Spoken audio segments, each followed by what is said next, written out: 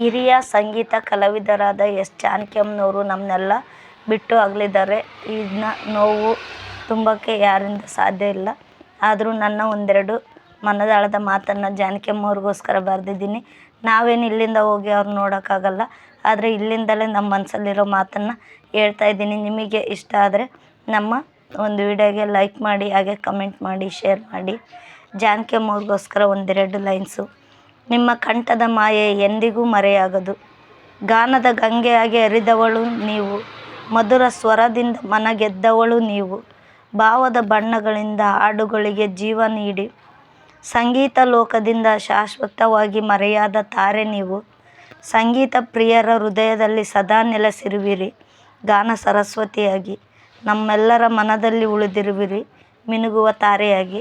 ನನ್ನ ಒಂದೆರಡು ಲೈನ್ಸು ನಿಮಗಿಷ್ಟ ಆಗಿದ್ದರೆ ಪ್ಲೀಸ್ ನಮ್ಮ ವಿಡಿಯೋಗೆ ಒಂದು ಲೈಕ್ ಮಾಡಿ. Thank you.